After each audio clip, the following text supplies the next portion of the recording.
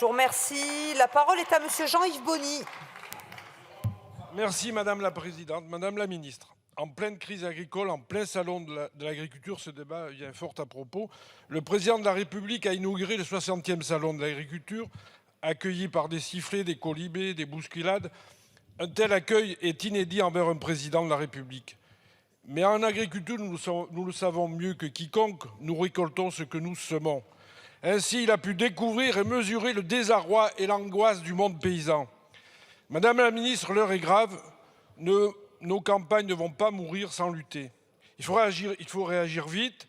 Les promesses, les beaux discours, les coups de com' n'ont plus d'effet sur nos paysans. Il ne suffit pas de lancer cette grande idée des prix planchers pour apaiser les esprits. Il faut savoir comment on les applique, sur quelle base, sur quels critères. Après l'échec des lois Egalim, puis l'ouverture des marchés de libre-échange, après une inflation qui touche les plus fragiles, où en êtes-vous? Le constat est dramatique. Madame la Ministre, le nombre d'agriculteurs ne cesse de diminuer et le nombre d'exploitations a été divisé par 2 en 30 ans. La France est aujourd'hui le seul grand pays agricole où les parts de marché reculent. Elle est aujourd'hui le 6e exportateur mondial, alors qu'elle était le 2e il y a moins de 20 ans. Dans notre pays, près de 18% des agriculteurs, des éleveurs vivent sous le seuil de pauvreté. Assommés par une concurrence déloyale sur les charges sociales, sur les charges de production, sur les charges réglementaires, acculent nos paysans à la faillite. Les agriculteurs veulent vivre de leur travail, ils ne font pas l'aumône. Entendez-vous, Madame la Ministre, faire respecter les lois Egalim? Veut-on dans ce pays arrêter l'élevage à l'herbe et tous ces modèles respectueux et durables? Veut-on privilégier la compétitivité et diviser encore par 3 le nombre de paysans et faire le choix du modèle américain avec les feedlots et les activateurs de croissance? La question, je vous la pose, Madame la Ministre. Cessons les belles promesses, multipliez les contrôles des industriels, des acteurs de la grande distribution et prononcez des sanctions pour considérer ces lois afin de protéger le revenu de nos paysans. Merci. Je vous remercie. Madame la Ministre.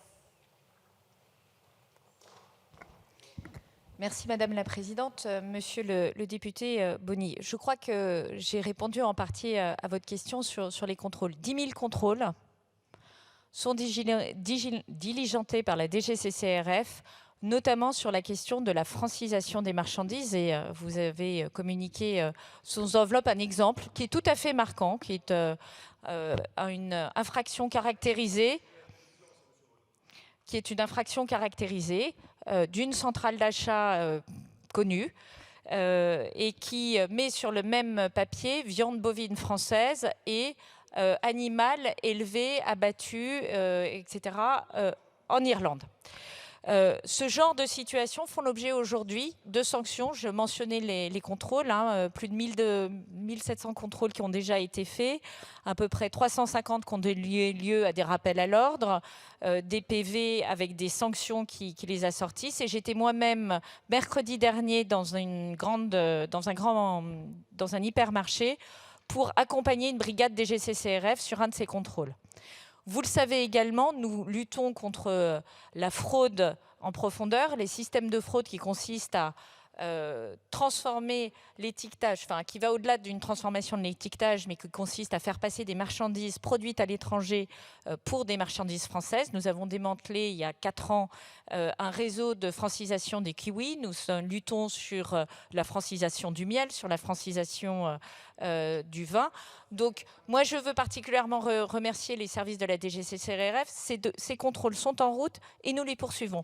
Et nous voulons aller un cran plus loin. Je rappelle que c'est le président de la République qui porte la proposition au niveau européen d'avoir une brigade du type DGCCRF, mais pour l'ensemble des pays européens, parce que nous constatons souvent que peut-être le niveau de contrôle et d'exigence que nous avons en France pour l'application des mêmes lois est supérieur que dans d'autres pays. Et ça aussi, ça doit faire l'objet, je dirais, d'une vigilance accrue. Et c'est ce que nous portons en européen. Et j'espère que nous pourrons compter sur votre soutien au niveau du Parlement européen. Je vous remercie. La parole est à Monsieur Éric Martineau.